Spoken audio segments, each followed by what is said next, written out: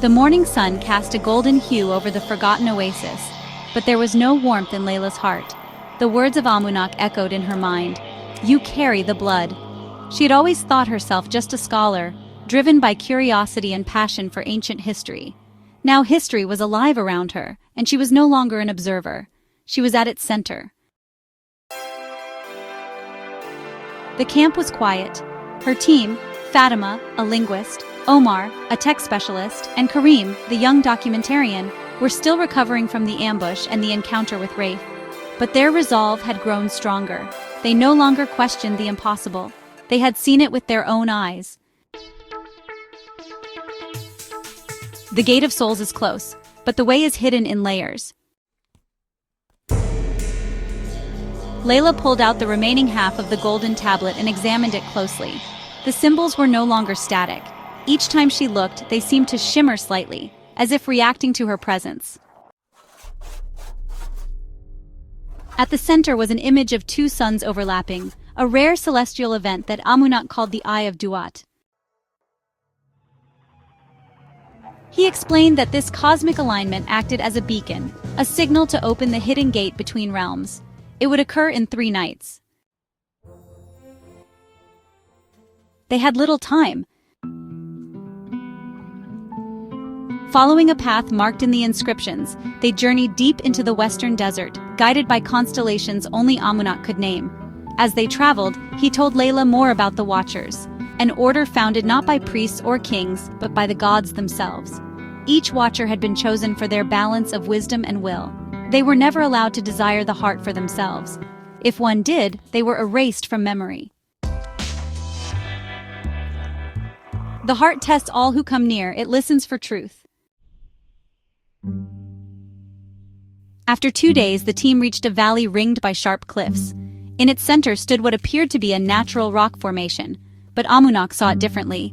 With ritual gestures, he pressed his palm to a specific stone, and a faint rumbling followed. Sand shifted. A hidden staircase revealed itself, leading down into darkness. They descended cautiously. The air grew thick, filled with the scent of aged incense and iron. Torches flickered to life as they passed, as if awakened by their presence. They reached a great hall, larger than any structure Layla had ever seen. Pillars taller than temples stretched into the shadows above. Carvings on the walls depicted the journey of the soul through the Duat, trials of fire, rivers of memory, and the weighing of hearts.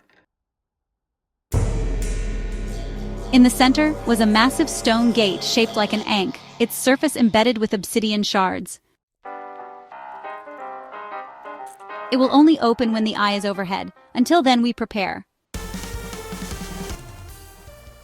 But they were not alone. The forgotten have awoken. He explained that these were once men, seekers of the heart who had failed its trials. Twisted by ambition, their souls had been trapped between life and death, cursed to guard the gate they could never enter. They were mindless, but drawn to the presence of the heart like moths to flame. That night, the team took shifts keeping watch. Fatima translated fragments of a mural that showed a ritual to calm the spirits. They prepared the symbols using herbs and oils found in hidden alcoves.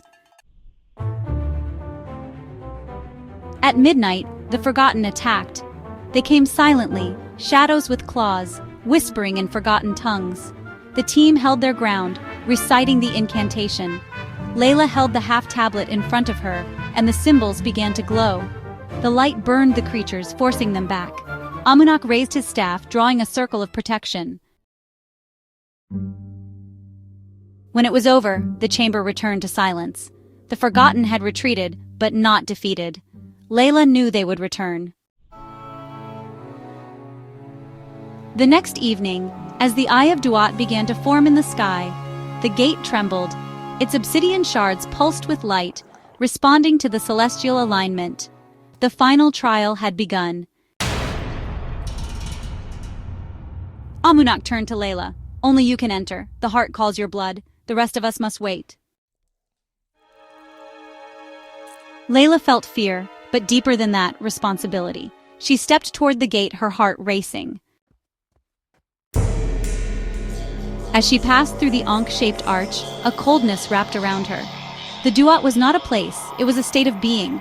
She walked through visions of memories not her own, kings drowning in gold, priests sacrificing truth for power, and souls lost in eternal night. Then she saw it, a pyramid inverted, floating above a sea of stars. At its center, suspended in midair, was the Heart of Anubis, a black stone pulsing with the rhythm of life and death. Layla approached cautiously. The moment she reached out, voices flooded her mind. You carry the blood of balance. Speak your truth. Layla steadies her breath. I seek no power, only to protect. The heart responded with silence. Then a single beam of light emerged, connecting to the half-tablet in her hand. It fused, restoring the map to its full form. Suddenly, a crack of thunder echoed behind her. Rafe had followed. Move, that stone is mine. You don't understand what it is. I understand enough. He lunged forward, but before he could touch it, the heart flared. A wall of force threw him backward and the amulet shattered. The Duat responded to his greed, and the forgotten souls closed in. Layla seized the heart. The world around her shifted. She was no longer in the Duat, but standing back in the hall before the gate, the artifact clutched tightly in her hands. The heart has chosen. But Layla's vision blurred. The price of connection was steep. She had seen too much, felt too much. Behind them, the gate sealed. Rafe was gone. Outside, the sky had changed. The eye of Duat had faded, but something had come through. The war was no longer ancient. It was now.